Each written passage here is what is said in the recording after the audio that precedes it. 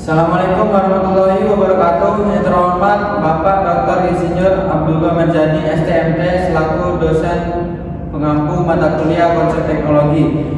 Di sini kami kelompok 2 akan mempresentasikan tentang mewujudkan teknologi pada filter rumah tangga berbahan lokal.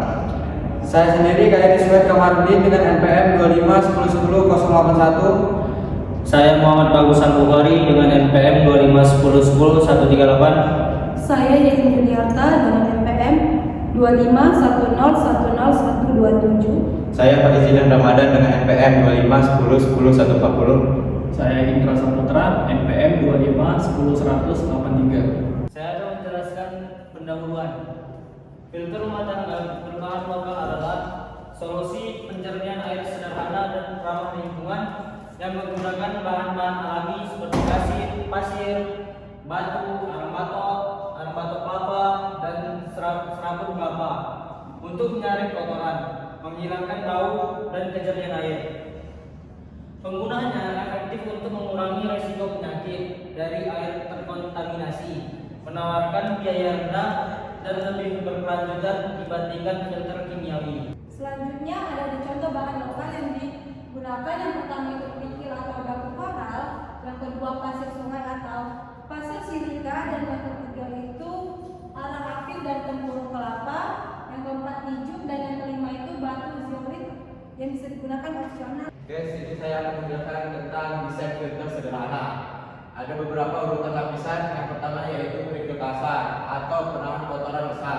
Yang kedua kerikil halus. Yang ketiga pasir. Yang keempat arang aktif.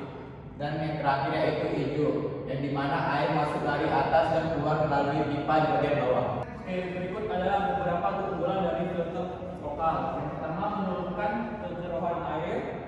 Kedua, mengurangi bau. Ketiga, mengurangi kontaminasi dari organik. Dan keempat, mudah dirawat dan mengganti lapisannya. Yang terakhir adalah cara perawatan. Yang pertama, bersihkan lapisan pasir dan kerikil setiap 1-2 bulan sekali. Ganti arang aktif setiap 3-6 bulan, dan pastikan wadah tertutup untuk mencegah kontaminasi. Nah, kesimpulannya adalah filter rumah tangga berbahan lokal merupakan solusi karena mudah dibuat, sangat efektif meningkatkan kualitas air, serta ramah lingkungan dan aman. Nah, dengan memanfaatkan bahan yang tersedia di sekitar, masyarakat dapat memiliki filter air sendiri tanpa harus mengeluarkan biaya besar. Selain itu, filter lokal ini sangat membantu untuk meningkatkan kesehatan dan sanitasi lingkungan rumah tangga. Demikianlah presentasi dari kelompok 2. Maaf jika presentasi kurang sempurna. Sekian dan terima kasih. Assalamualaikum warahmatullahi wabarakatuh. Assalamualaikum warahmatullahi wabarakatuh. Yang terhormat Bapak Dr. Insinyur Abdullah Merjani STMT sebagai dosen pengampu konsep teknologi. Kami dari kelompok 2 akan mempresentasikan kajian TTG halal, yaitu pemotongan hewan unggas yang kami ambil adalah hewan ayam.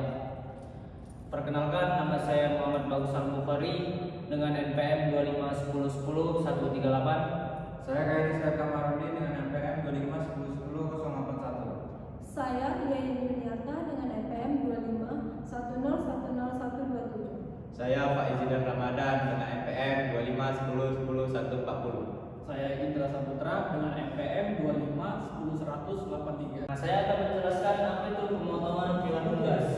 Pemotongan unggas adalah proses pemisahan bagian tubuh hewan unggas seperti ayam untuk tujuan konsumsi manusia.